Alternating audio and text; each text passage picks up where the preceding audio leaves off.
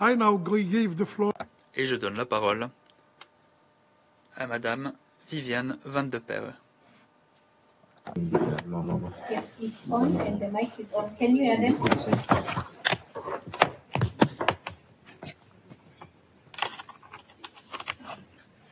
Yes. You have the floor, Apologies, madam. we're having some difficulties here, but I hope you can hear me. Good afternoon. Bonjour Monsieur le Président, Mesdames et Messieurs les membres du Conseil de sécurité. Yes, we can hear you. On vous entend, est-ce que vous nous entendez dit Madame Van de Perre. Oui, on vous entend. On ne vous entend pas beaucoup, mais on vous entend. Zoom in the camera.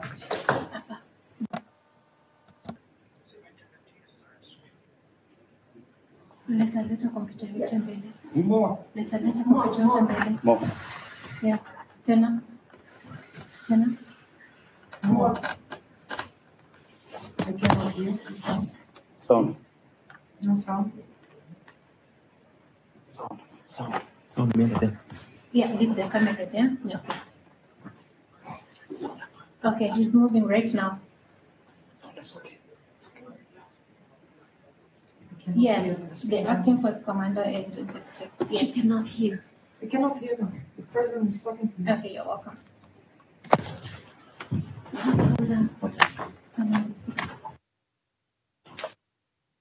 Anasema na chini mwenye kwa kamera atoke.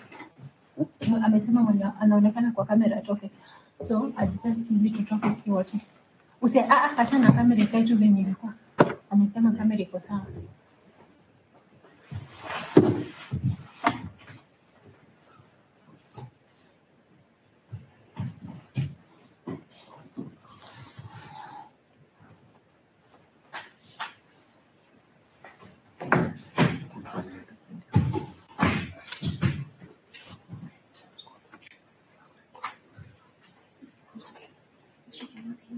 Cannot hear the president.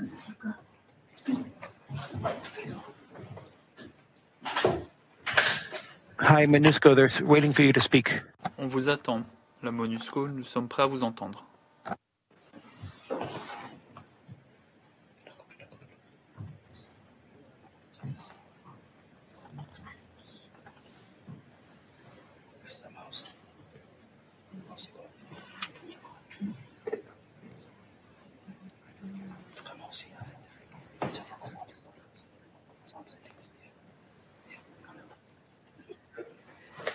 Thank you, President. Merci Monsieur le Président, toutes nos excuses de ces problèmes techniques. Est-ce que vous nous entendez? On vous entend, vous avez la parole. Merci. Monsieur le Président, Mesdames et Messieurs les membres du Conseil de sécurité, Madame la Ministre d'État, Ministre des Affaires étrangères de la République démocratique du Congo, Monsieur le représentant permanent de la République du Rwanda, Mesdames et Messieurs les ambassadeurs, ambassadrices, représentantes et représentants, merci d'avoir à nouveau convoqué une séance d'urgence du Conseil de sécurité pour donner suite à la situation à Goma. Qu'il me soit permis de vous faire part de notre interprétation de la situation et des implications que cela a pour la MONUSCO. Les confrontations qui se multiplient dans l'est de la RDC se sont accompagnées d'énormément de déplacements. Plus de 178 000 personnes ont fui le territoire de Kalele lorsque les M23 ont conquis Minova. Plus de 34 000 de ces personnes ont cherché refuge dans un camp de personnes déplacées internes déjà surpeuplé à Goma et autour de Goma. Ce pic a exacerbé une situation de protection humanitaire déjà peu enviable. Les infrastructures de Goma sont débordées, et des défis sont nombreux liés à l'eau, à l'électricité et aux services médicaux.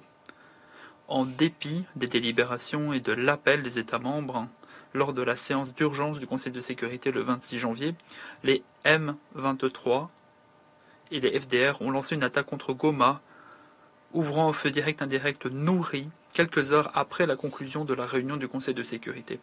Ces attaques continuent de ravager la ville, tuant, blessant, traumatisant, déplaçant des civils et aggravant encore davantage la crise. Conformément à ses obligations au titre du droit international humanitaire, ces derniers jours, la MONUSCO a accueilli un grand nombre de personnes cherchant un abri, y compris des représentantes et représentants et des éléments qui avaient déposé leurs armes, ce qui souligne encore une fois le rôle critique que joue le maintien de la paix dans un environnement si instable. La composante droits de la personne de la mission continue aussi de recevoir des demandes de protection individuelle de la part de défenseurs et défenseuses des droits humains et d'organisations de la société civile et travaille en interne et avec ses partenaires extérieurs pour garantir leur sécurité. Cela étant dit, les bases de la MONUSCO ne peuvent pas accueillir ce très grand nombre de personnes qui ont déposé les armes et de civils qui cherchent un refuge. En plus de cela, nos bases ne sont pas sûres elles-mêmes. De mortiers sont tombés dans une base de la MONUSCO ces 3 derniers jours, ainsi qu'un grand nombre de balles qui ont été tirées. Les installations des unités de police constituées dans le camp de Jean-Bart ont été détruites, mises à feu. La MONUSCO stocke les armes abandonnées ou déposées volontairement, conformément aux dispositions des normes internationales en la vigueur. La MONUSCO prend des mesures concrètes pour garantir que ces armes déposées par les différents éléments combattants soient stockées pour éviter tout scénario où la mission pourrait être mise sous pression pour rendre ces armes à qui que ce soit. L'évacuation des victimes demeure un défi immense.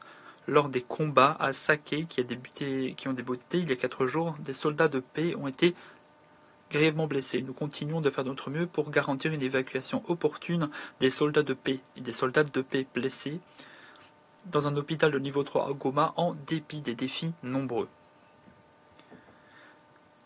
Les combats de ces dernières semaines ont été un coup dur pour les convois et ont causé la consommation d'un grand nombre de ressources des unités de la MONUSCO.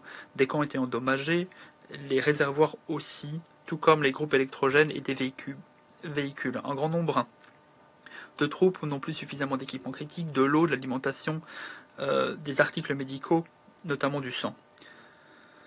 De temps à autre, à cause des pénuries en carburant, les groupes électrogènes sont inopérables. En plus de cela, un grand nombre de personnes qui ne combattent pas se sont réfugiées dans les camps de la MONUSCO ayant besoin d'alimentation, d'eau et de soins médicaux. La MONUSCO et son entrepôt de stockage à l'aéroport ont été pillés, ce qui met en péril nos réserves et le tribunal de Goma a été pillé lui aussi. Je pourrais continuer. La prolifération des armes à Goma représente un risque de taille. Les combattants et la population civile se mêlent et les dépôts militaires abandonnés sont pillés par des civils. L'arrivée massive de personnes déplacées internes qui n'ont nulle part où se réfugier, la séparation de familles, la prolifération des éléments armés et les évasions de prisonniers de la prison de Goma rendent la situation des femmes et des filles et des enfants plus précaire encore, accroissant leur vulnérabilité face au risque de violences sexuelles et sexistes. C'est pourquoi, comme l'évêque de Goma, nous appelons toutes les parties, ainsi que la population, à accorder la priorité à la protection de la vie et à garantir l'accès aux services essentiels et à prévenir la violence sexuelle. Des affrontements armés à Massissi, Rutshuru et Nyiragongo continuent de faire des victimes civiles et de causer des déplacements, ce qui aggrave la crise humanitaire. L'acheminement en eau et en électricité reste difficile à Goma et les installations médicales sont dépassées étant donné l'intensité des combats et la proximité des lignes de front. Les opérations humanitaires ont dû être suspendues ou revues. Il est nécessaire d'agir de toute urgence pour alléger les souffrances des civils et permettre de déployer des efforts humanitaires pour sauver des vies. En outre, des attaques pour motifs ethniques dans une région où l'histoire est très lourde doivent être prises au sérieux. Ces 4 derniers jours, le Bureau des droits humains a vérifié qu'il y avait au moins un cas de lynchage pour des raisons ethniques dans un site de personnes déplacées internes à Goma, ainsi que des faits de violence verbale et physique contre des journalistes à Goma en raison de leur identité ethnique telle que perçue par les assaillants. Étant donné la crise en cours, nous avons continuons de demander de mettre fin au brouillage et de créer des couloirs humanitaires entre Goma, Minova et Bukavu. Cela permettra le réapprovisionnement en articles essentiels, la relève du personnel humanitaire et les déplacements des civils en toute sécurité.